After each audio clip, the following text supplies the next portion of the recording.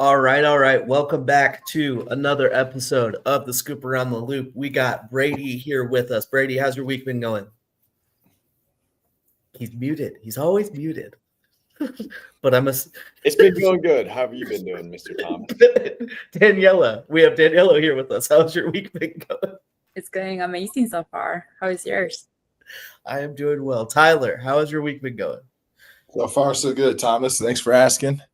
Do you want to talk about the jersey you're wearing? Yeah, I was going to get into it, whether you allowed me the time or not. So this is a Springer Brother Real Estate Team jersey from the Capital City League, which is a league that we're a part of and are now helping put on. Those that are from Des Moines and like basketball are well aware of the Capital City League. Back in the day, Iowa State and Drake players played in it. It's just turned into a league to kind of showcase younger high school, small college talent. We're trying to get it back up and running and get it back to a place of prominence like it was when I was growing up. And there's a lot of exciting things going on. The Springer Brothers are sponsoring a team this year like we have in years past. Here's another jersey. This one's too small, though. I can't fit in this, hence why I don't have it on. Are you playing in the league? Nope. I'm just sitting on the sidelines telling people what they could have done better. No, I'm just kidding. I'll be there trying to get content and just kind of mingling with people. And we're really trying to build a community around with basketball as the excuse to build the community, really is what it comes down to. So. Can you talk about, is there any colleges that have officially said their players are going to be playing in it? There's some exciting news to come next year. Next year, everyone is going to be well aware of it. But I'm not ready to say that yet. Not that I probably could say it, but. What's it looking like this year? Is it going to be a bunch of high school kids then, or what's it going to be? Talented high school kids for the most part. There's a handful of college players. We're working on getting a couple pros to come play in it like that play overseas and in other professional leagues other than the NBA, obviously. Just kind of get the talent up. But, yeah, a lot of Central Iowa kids that are going to JUCOs, D2s, D3s, NAIAs, which is like what Grandview is. And, yeah. So when does it start? June 25th. So in 2 weeks, we're getting close. Yep, and then what is it? It's 4 weekends in a row. Is that what it is? It's 6 weeks. We take a week off over like 4th of July. And then there's a day. It's Wednesday and Sundays, games on Wednesday and Sundays. And there's a day for a slam dunk contest and a 3-point shootout. So yeah, there's 4 teams in it. At the height of it, there are 6 teams. We'll get back there eventually. And again, the height of it, we were turning, or Capital City, this is before I was involved in it. They were turning away applicants. You have to like put in an application. You know, put your stats and your different awards that you've won and your highlight tape if you have one, that type of thing. You know, at the height of it, we were Capital City League was turning applicants away. So we're trying to get it back to that point to where it's just super ultra competitive.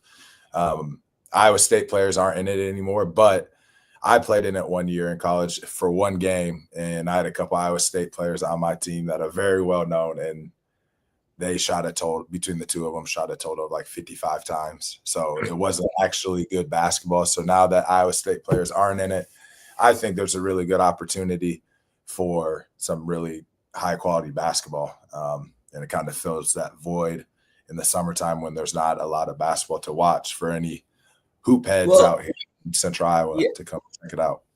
Yeah. And I would say too, like, some people probably would be disappointed that Iowa State's not in it, but some of those NAIA players, I mean, you would be surprised at how good some of those players are. I mean, you can attest to that.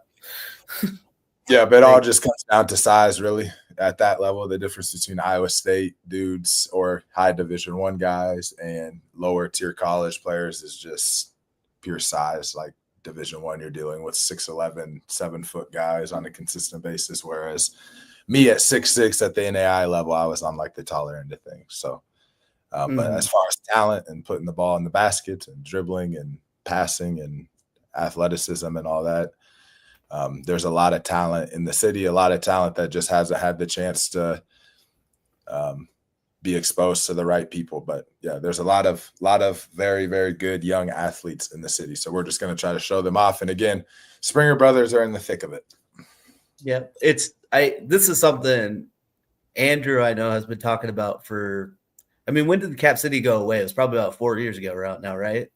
Well, so it went away last year. Iowa State was in. It was like pre-pandemic, and then the pandemic put the halt, and then we did it for 2020, 2023, but with no Iowa State and Drake dudes.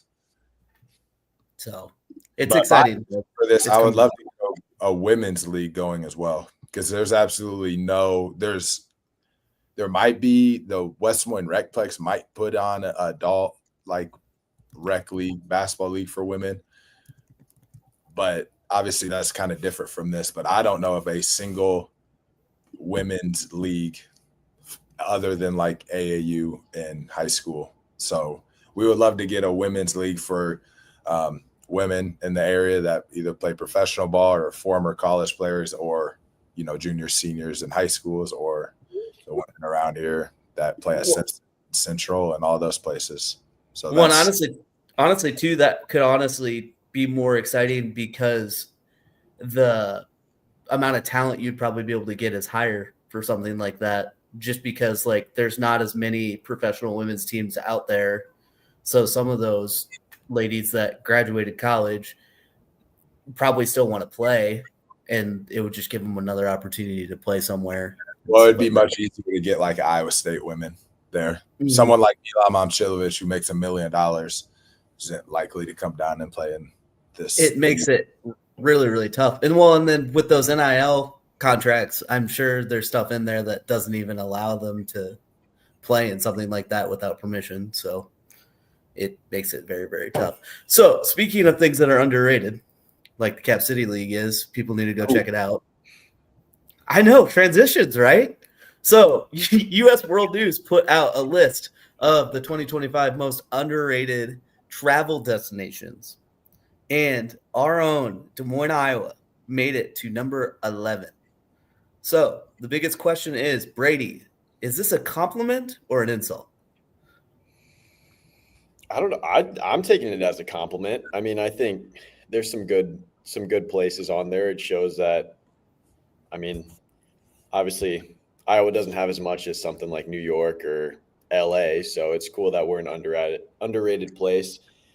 Like we talked about, like there's a lot of big events that are starting to come to Des Moines and call it home, like UFC and the Red Bull races that happened a couple weeks ago. So, I mean, it's really cool to see the growth. And I think someone who lives in Des Moines, I feel like I often catch myself saying there's nothing to do here. But in reality, if you are looking for something to do, you're definitely going to be able to fill a couple days up with stuff. So, well, and I feel like it's getting better and better, right? Because, like, I mean, when I was in high school, it genuinely, I mean, I was around when Wells Fargo got built. So before then, I mean, concerts, anything like that, you were basically waiting for the state fair.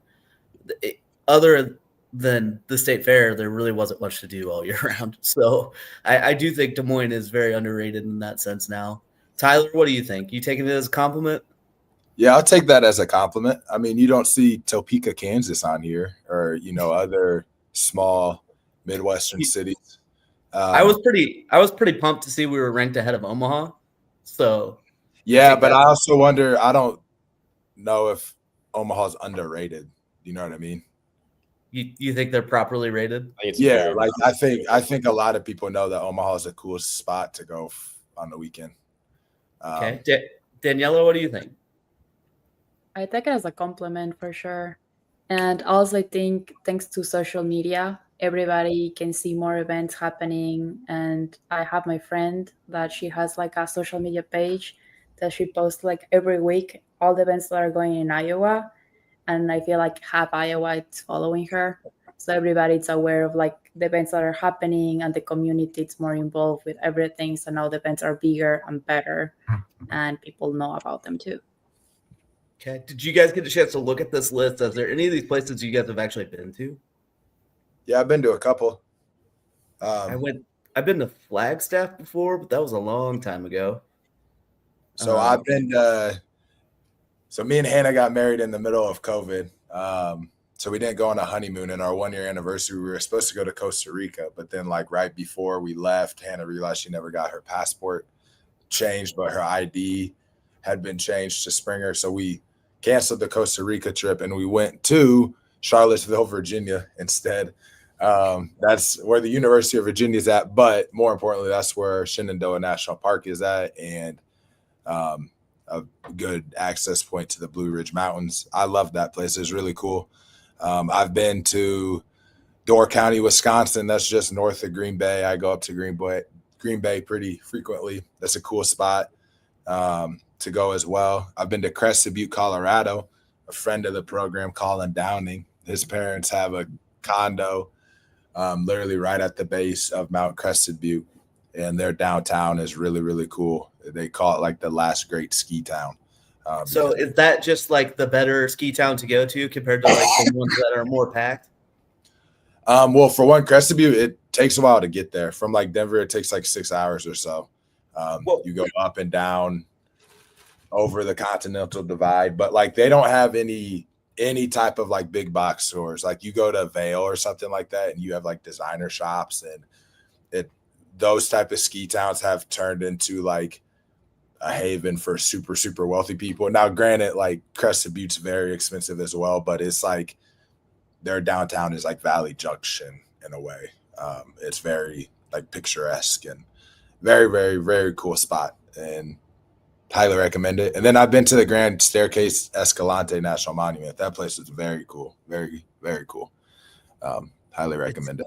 It seems like they had a lot of recommendations for like national parks to go to, which is kind of cool.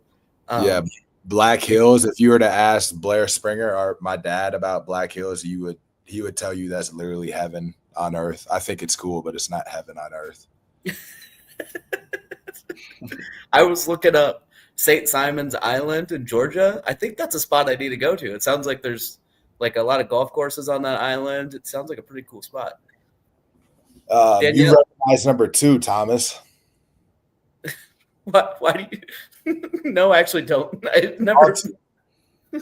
That's what the oboes. Oh, the oboes. Yeah, that's what. Yeah, the low top oboes. They say that. I'm pretty sure Sawtooth, that area, and they say like northwestern Maine are like the most remote places in like the lower 48. Daniela, have you been to any of these places? I have been in Omaha, Nebraska. Fun fact, I drove there like 4 times just to see furniture at an FM. Half of my house is from an FM. What else? Don't sell furniture at our NFM. It makes no sense to me. I know. At Nebraska Furniture Mart in Des Moines. I know, right? What else? Stone Harbor, New Jersey. It's a super pretty, cute little town. Super similar to Cape May, if anybody has been there. Mm-hmm. So I've been there. I've been to Portland, Maine. Where? I went to Portland, Maine once. That was a lot of fun. Not on the list. Portland, Maine's probably not underrated. Well, I bet, where's Baxter State Park at? I bet that's somewhere up by Portland, Maine. I have no idea. I can look it up while Brady talks about if he's been to any of these places. I've only been to Omaha. I do want to go to Chattanooga, though. I don't know much about it, but I've heard a little bit of good things, and I also just like to say Chattanooga. So, yeah, Chattanooga is in the Smoky Mountains, or right by the Smoky Mountains. I've been to the Smoky Mountains, not Chattanooga. That place is awesome. Once you get in there, you can kind of get into like those tourist traps like you see along the Florida coast where it's like the surf shop. Every other building is like a place where you can buy. There's 50,000 different T-shirts and stuff like that. But I'd love to go to Winston-Salem. That place has always fascinated me with like especially during Halloween time. Jennifer is going there for a bachelorette party in October. So I will give you the reviews on that. Is the bride a witch? The bride is not a witch, but she's into the witch culture. Like she like a Wiccan? Is that what they call them? Yes, that's what they call him. She is not a Wiccan. But she just thinks it would be a lot of fun. The Stuff You Should Know podcast, the second best podcast on Spotify behind the Scoop Around the Loop. Don't go to subscriber count to judge that contest, but they just did an episode on Wiccans and witches, and I learned a lot of stuff. It's not like necessarily evil like everyone makes it out to seem, but anyways. Okay, Brady, is the World Series or the college playoff, is that always still in Omaha? Yes, this weekend, isn't it? Charles Schwab, yep, this weekend. Coastal Carolina making the trip, 13 seed. So that'll be cool to see. But is that why you've been to Omaha before? Is to go to have you ever been to that tournament? Yeah, so last year I went for the first time with my baseball team. We took a trip up to there. It's a really fun trip. We'll play like 2 games with one of the Council Bluffs team, and then go to a game at the College World Series. But it's really cool because outside the stadium they have like just a bunch of different brands all along the street, kind of in that area. I mean, like Wilson, Rawlings, Aria. You guys might not know some of these brands, but just they make baseball gloves, baseball bats, batting gloves, Evo Shield, protective gear, like everything. And they'll always have like an Omaha exclusive, or it's just some special edition bat or glove, something like that with a cool design on it. And I mean, it's packed everywhere.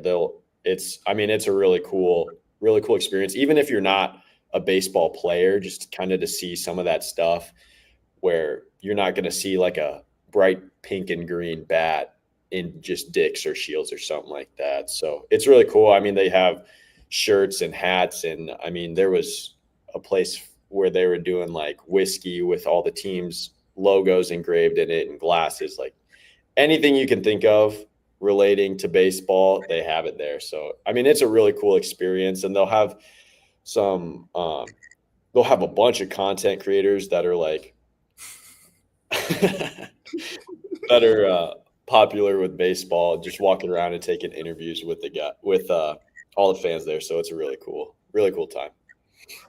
Hannah didn't join in as we were live. Tyler is wearing his Cap City jersey. Hannah, yeah, I'm trying to promote the league, Hanny. Brady, you said Coastal Carolina's in it. Are any of your girlfriend's college boyfriends playing for the baseball team? That's crazy. That's crazy. No. Okay, no. They're not. They don't play baseball. Got it. Oh my gosh. Andrew, apparently it was too good. We lost Daniela. She's back. Okay, good. Andrew apparently is too good to be on the podcast, but he wanted to comment saying Omaha's on the list because Laszlo's is there. It's delicious, which makes it 2 weeks in a row that we have shouted out that restaurant, and the third one will cost money. So if any sponsors want to reach out to us, definitely go for it. So we got a new addition coming to Kettlestone in Waukee. I feel like we talk about this development at least once a month. But Kettlestone Social is coming sometime in the fall of 2026. I don't think they're going to hit that deadline, but that's what they're saying. It will feature 6 food vendors, a rooftop bar, an arcade, duck pin bowling, fire pits, outdoor pickleball courts. Venue is going to be 29,000 square feet. A majority of it indoors, another good majority of it outdoors, actually. Year-round destination, just another thing that Waukee is adding that is going to be an entertainment factor, stuff that people can do in the area. What are you guys' thoughts? This is a good addition to Waukee, Daniela? Honestly, I think it's a great addition to Waukee. This Kettlestone Social Club, it's located like literally across the street of the basketball courts, and that's gonna bring around 600K people into town. And then they design the basketball courts so people don't stay and hang around there. So they're basically forcing all of those people to come to the Social Kettlestone so they can hang out there and kind of like go downtown to all the commercial area that's gonna be there. So I think it's gonna be fantastic. It's gonna be like the new Waukee downtown, I will say. And I love it because I live in Waukee too, so I'm gonna be able to enjoy this space a lot. Does Waukee has a farmer's market, right? It does. I think it's very small though, just around the triangle. It's around the triangle. I was gonna say this, if they have space to do it and move it somewhere around this, that would be awesome. It's also going to be very, very close to Vibrant Music Hall, which will make a great option for people to either go there before or after their concerts. And I mean, people will be able to come into town, go to a concert, go to this. Hotels are going to be right by there too. So I think it's a great addition. Possibly depending on what food vendors they get there. I really hope it's some sort of local mom and pop type place. I hope it's not just another like name brand franchise type thing, but I'm pretty excited about it. Brady, you live in Waukee. What do you think? I do. I think it'll be really cool. I'm a big fan of pickleball, and there's some courts around here, but they're always Tyler, why are you smiling? I love that you're a big fan of pickleball. I can't say a word, man. I can't smile. What in the world? But yeah, they're always full. So it'll be cool to get some extra courts. To get some extra reps in. Brady, just keep playing pickleball as much as you can and stay athletic, because they say like that's like the number one reason people over 65 are injured. Yeah, it's super easy to tear your Achilles or tear your ACL playing pickleball. The Waukee Family YMCA from 9 a.m. to 3 p.m. basketball courts, don't even try. There's a 55-plus pickleball league that is non-stop going. It's unreal. So, I mean, this will hopefully free up some basketball courts too. It does feel like Des Moines has plenty of pickleball courts, but now that you're saying that, maybe they do need more, because there's that. Yeah. And they have a lot of basketball courts too. That one of the first things that came into my mind was what Danny was talking about. This is right by the new attack facility, and this is really becoming like stuff like this really sets Des Moines up to be like a amateur AAU basketball like haven in a way. Like growing up, Indiana was always the place. Milwaukee was always the place where there would just be these massive tournaments at. But I can just imagine this place being filled with kids in their bright neon jerseys and slides and leg sleeves and shooting sleeves on and stuffing their face, 30 minutes before a game, and then running over there. And one parent stays at this thing with the rest of the family, and one parent goes and watches the game. Like, I can see it now. Stuff like this.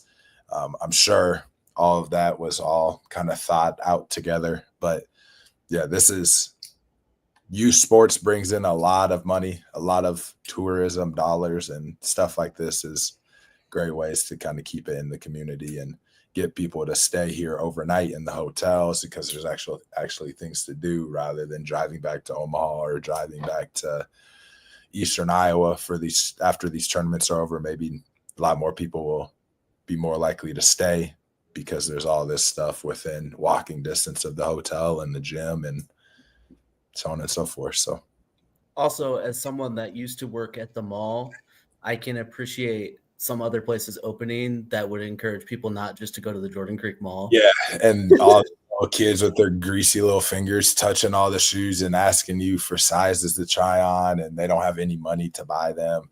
Brady can attest to this too, being an AAU baseball coach.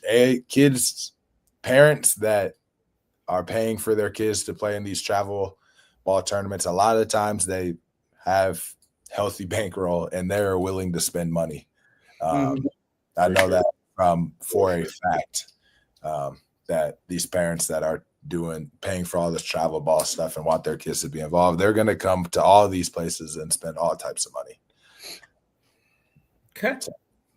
All right. Well, let's talk about Tyler, because it is Father's Day this Sunday. Tyler, happy early Father's Day. Thank you. And what are your plans? Over here, my neighbor has a pool. I'm going to be there all day, hopefully, as long as I get the invite like I'm anticipating. That's kind of the plan, to be honest with you. Are you inviting Are you inviting your dad to hang out, or are you doing anything for your dad on Sunday? Or? We'll go over to their house for dinner. I'm sure everyone's favorite thing my mom makes is her ribs. I'd imagine that's probably on the menu. Ribs, cheesy potatoes. That's what I'm going to ask for. I don't care what the main course is. I'm asking my mom for creamy jalapeno corn and cheesy potatoes. That's all I need for my Father's Day in the pool. And Isaiah and Hannah, I think I'm getting no questions asked. Usually Hannah puts up a little bit of a fight when I mention going to play basketball in the mornings on the weekends, but she's not going to be able to say anything about me playing basketball Sunday morning. So I'm looking forward to that. Okay. Daniela, any shout out you want to give for Father's Day? Yeah, of course, to my dad. He's the best dad in the world for me. I like that disclaimer you put in there. Best dad in the world for me. I was going to argue. And I know I could see Tyler being like raising eyebrows. Ask Isaiah that question. What's your dad's name? Milton. Milton? Mm-hmm. You say it so much better though. What the heck? I don't know where Milton comes from. Like, I don't know what's I can't lie. That's not what I was expecting. Yeah, Milton Humberto. That's his second name.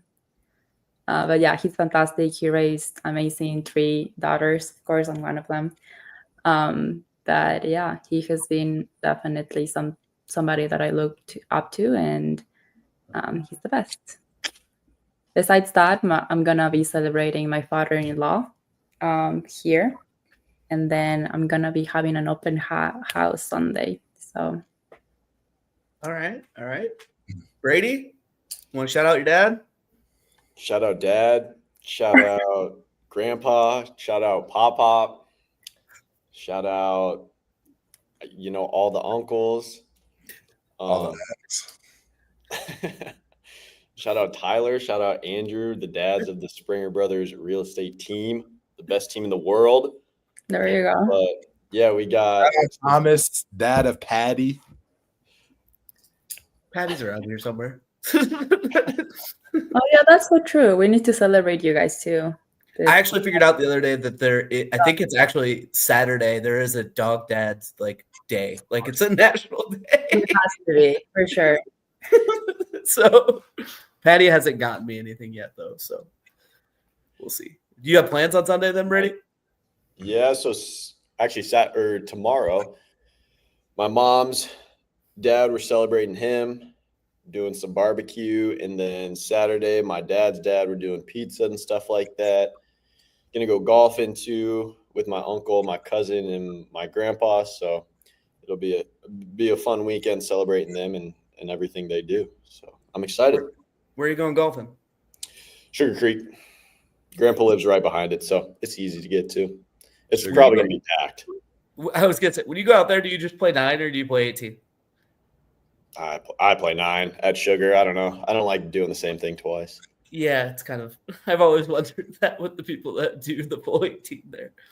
But I'm excited for it to go to 18 and expand. That'll be sick. Yeah. That's another thing. In 25 years. On the pod. What's up? We talked about that a couple weeks ago on the pod. Mm-hmm. We did. What about Tim? I already hung out with my dad. I took him lunch at work the other day because I think unfortunately, he is going to be out of town this weekend for some unfortunate. I'm gonna use that on my dad. What if I'm coming over for Father's Day? I'm gonna be like, dude, I saw you like 3 weeks ago for Father's Day. It's no fault of mine. I'm not being a bad son. He's going to be out of town, so we decided to hang out yesterday. But yeah, shout out to a great dad and the biggest Iowa Hawkeye football fan I know.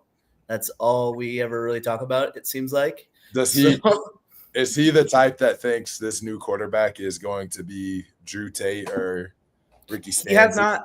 He has not told me that Mark Gronowski is going to win the Heisman yet, but I think he's already predicting that Iowa's going to go 10-2. Which would be, we'll talk about football once it gets closer because it's still 90-something days away. 10-2 would be quite the amazing season considering Iowa has to play. Yes. Iowa has to play Penn State and Oregon this year, so so it would literally be winning all the other games. But yeah, he is that type of fan. Tim Miner, shout out Tim Miner. He brought a megaphone to that didn't work. to the Memorial Day grill out that worked for 3 seconds and then didn't work, but he tried to contribute the best he could. But in classic dad fashion, he showed up 30 minutes early and helped us set up. So while drinking a beer. While drinking a beer. He multitasks really, really well. He's a really good dad. So, all right. Let's end it with a real estate topic.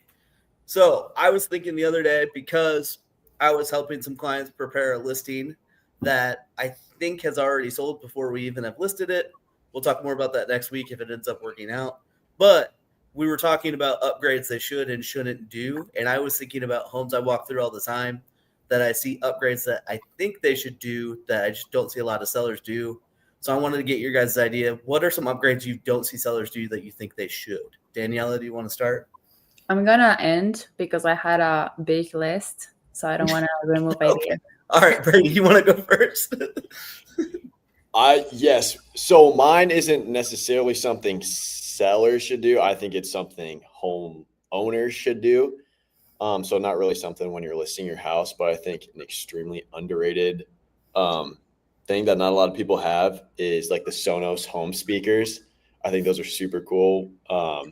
I do not have them, but I've been in a couple of houses that have them. I think they're sweet. I love listening to music like when I'm cooking or something like that. So I think it's just a really cool way to kind of spice it up, I guess. But I mean, I have no idea what the pricing is on those or anything like that. But I actually don't think they're crazy expensive. And the only issues I've ever had with people installing home speakers is just helping the buyers get them set up for themselves and teaching them how to use them. But I agree with you. I mean, that is something that I would be really ecstatic about if I was looking at a house in my price range and it had something like that. If you set up those speakers and advertise them, you might have to violate fair housing laws and say no one over the age of 50 can buy this house because they will not understand. They will not grasp the concept. Speaking of dads and struggling with technology, my dad's headphones broke the other day, and instead of they were wired in headphones, and his new cell phone doesn't have wire port anymore. Instead of learning how to use Bluetooth headset, he ordered those old school AM FM headsets that just go to the radio instead of learning how to connect it to his phone. So,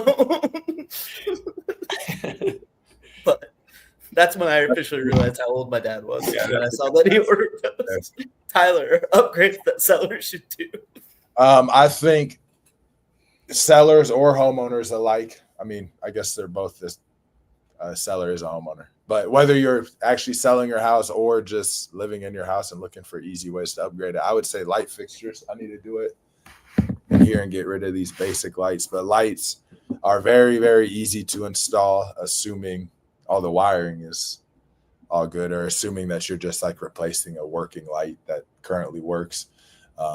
Just a quick 5-minute video will show you how to install pretty much any light. And then places like Wayfair offer some pretty cool lighting fixtures that are, beyond your basic like disc lighting, or as they say, boob lighting that I have down here. You can get a pretty cool like matte black fixture with gold accents, or rose gold fixtures, just like different stuff like that for $100, depending on what it is. Wayfair has smaller like sconce lighting and everything in between, from chandeliers to those, for relatively cheap pricing. So you can really change the mood of a room. Well, just having a room be better lit as well, I mean, I think is a big upgrade too. So I don't think that that's a bad idea. Yeah. Like for instance, we have this house under contract we talked about this a couple podcast episodes ago, 4100 29th Street. It's like a 1950s built home in the Lower Beaver neighborhood. And one thing I should have had, I guess it doesn't matter because it's sold, but I should have had him replace his fans in all the bedrooms. They've been replaced at some point, but they were probably 20 years old, just cake full of dust. Some of them were dim. I should have just had him go get $60 fans for each bedroom, and then he had the skills to replace them himself. That would have made a big difference. They don't have to be fancy fixtures. Even just new disc lighting is pretty cheap. And like places like Menards, they'll sell a box of like 3 for your 3 bedrooms if you're just trying to upgrade something before you leave real quick. But that's my bit of advice. So I see plenty of sellers replace their flooring or at least replace their carpet. I see plenty of sellers paint, which I think are really, really good ideas. There's normally a really, really good return on investment on that. But when they do that, a lot of them don't at the same time upgrade their hardware or make sure the trim still matches. You see that grayish LVP that people put down, but then they still keep their honey oak trim and stuff like that, and it just clashes.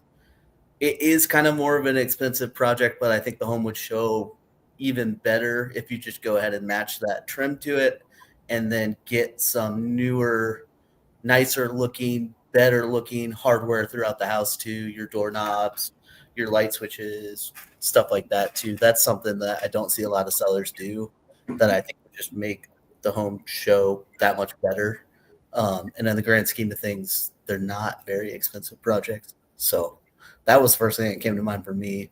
Yeah, in regards to that, obviously that costs money, and that can be an issue for sellers. And that's a lot of times why people don't make those upgrades. But one thing that the Springer Brother Real Estate, I'm a hint at, the Springer Brother Real Estate team is working on rolling out a pretty cool thing to offer to our sellers that we're kind of testing out on a listing we're getting ready to put on the market here in a couple of weeks in Norwalk. In this case, the seller has a nice house we're listing, for a decent sales price. And we want to, in all likelihood, like all the comps have newer carpet or at least not worn out carpet. This house has worn out carpet, but he doesn't have the liquid funds to put in carpet. So we have a contact to a company that installs flooring who is accepting a small down payment to come in and put carpet in before we list, and then they'll just get paid out at closing through proceeds check. There's beyond flooring, there's other, I've heard of roofers, cider, exterior people that put up siding, stuff like that. Appliances, I've heard people buying new appliances and just paying that bill at closing through the proceeds. And if you do the legwork, pretty much any project that you have to do around the house, you can find someone that is willing to be paid through your proceeds at the end of the deal. Obviously, you would sign an agreement saying if that house didn't close or something like that, then the homeowner would be on the hook. But if for sure your house is going to sell, maybe look into doing that. Find a contractor that can install your new flooring, install a new roof, or install new appliances or whatever it is, new HVAC system, for either, you sign up through financing for them or some type of down deposit where you pay some of it. And then I've heard of people making like incremental payments over a month or two while the house is in closing and then paying the full balance, or just making that initial deposit and paying the full balance at the end. And then boom, you have a house with a brand new HVAC system, and the money never actually came out of your pocket. It was just money that you didn't see that you would have saw. Mm-hmm. So I've obviously talked to a real estate agent before you do that to make sure you have the equity that's all going to work out, and make sure that it's a project that's going to actually add value to your home, hopefully, or at the very least make it way, way easier to sell. The two things that come to my mind with those are definitely flooring and like the roof. Are two things that would probably be the two projects that people would take advantage of that. But kind of say that to say maybe stay tuned. The Springer Brother Real Estate team is working on it. Can't wait to talk to people about this. I'm so excited. That has to do with that. Yeah. Daniela, How much of your list did we go through? You guys touch very important points for sure. And thank you so much, Tyler, for bringing that up. It's something that a lot of sellers, they don't think about or they don't consider. And sometimes agents, they don't advise that, but that's amazing that you brought that up and the listeners can just get those ideas too. Something that for me is a must do if you want to elevate your space, elevate your kitchen, is a seamless backsplash. So basically, whatever countertop that you have, just put it as a backsplash, and that creates that like seamless line. You don't have any grout lines over there or anything, and your kitchen just looks like a It's million so dollars. much. It's so much easier to clean. I know. I know. Especially if it is quartz, it's gonna be non-porous, so you don't have to worry about the grout at all. Bathroom countertops. I think Danny, real quick, maybe you finish this side and then I'll ask you this question. Sorry, go ahead. okay. Bathroom countertops. A lot of people have laminate in the bathrooms, and it's so easy and it's not super expensive to change the countertops in the bathrooms. A lot of times you can find remnants. NFM, I know they have a remnant program that you can just go there and the countertop is like half the price, and you just put it in your bathroom and it's like, it looks completely different. Changing the fixtures in your kitchen, that can make a huge impact, and it's super cheap. Well, not super cheap, but it's way more affordable, and your kitchen will literally transform. Paint, you already mentioned that, Tommy. Laundry room. It's the only room I feel like in your house that you can make it a little bit more colorful or make it have some personality. And if you have a little bit extra money and you want to add like a pop or make your house a little bit different, make it still timeless, but just add maybe like a fun wallpaper, or I don't know, add like something where you can fold clothes. You can just be so fun. You can just have fun while you're doing these projects, and will make a difference in your house whenever you're trying to sell it. And the last one that I had was landscaping. A lot of people install landscaping when they're trying to sell their homes, but it's something, if you're thinking to do that while you're trying to sell your home, I will say, why not enjoy it now and just install it now if you already know you're going to end up installing landscaping. And that makes the difference as well. It's really funny that you mentioned landscaping, because I was just reading about an investor the other day that was where he put a majority of his money. He would buy a flip, obviously clean up the inside, fix like health and safety issues and stuff like that. But he always made sure his landscaping was better than all the other comps, because he was just talking about like that's the first thing people see. It's pretty hard to do yourself. So if you set up a landscaping that people can imagine, like, this is already set up, I won't need to do any work. All I need to do is just maintain this and it looks gorgeous. And he was like a super successful flipper. So it's really funny that you mentioned landscaping. And I think, honestly, not only do sellers not really do that, I don't see any flippers install any sort of landscaping other than maybe putting mulch down. Like, so it's really funny that you mentioned that. Tyler, Yeah. what were you going to ask Daniela? Yards and landscapes are definitely neglected. People just, I think, kind of get to thinking like, hey, the next buyer can deal with it how they want to, or Well, it's honestly thing, like, but you could put your little bit of your own. I mean, I guess there probably is a little bit of different like taste in landscaping, but I've never seen someone upset that someone installed like nicer landscaping. So, yeah, I would say, yeah, just basic like cleaning up your yard. Spend a weekend before you list your house at the very least. Like pull the weeds from your flower beds. Put fresh mulch down. Maybe put a plant or two at the doorstep. Just do a little something to make it like welcoming. I think a lot of people again just get this. The outside can be changed, or you can mow the lawn super easily. All people care about is the inside of the house, but that's definitely not true. I was gonna, when I interrupted Danny, I was gonna make a point. Did you used to work with countertops? It's funny that you brought up two things that had to do with countertops. She glitched out. Yes, I actually I used to design kitchens. Oh, can you guys hear me? We can can- hear you, but your screen is completely frozen on my end. But we can hear you. Not anymore, though. Oh She's no. talking. Okay. Now I can hear you. Maybe. So Danny, you said, Can you guys hear me? No? I can hear you. Go ahead. Yeah. I think it's just delayed. I think it's my Wi-Fi. But yes, I used to work in kitchens. I used to design kitchens for this higher end brand. I guess I will disclose the brand. It's Cambria countertops. So I used to help them design higher end kitchens to their clients. And that's how I know a lot of interior design and higher end finishes for your kitchens.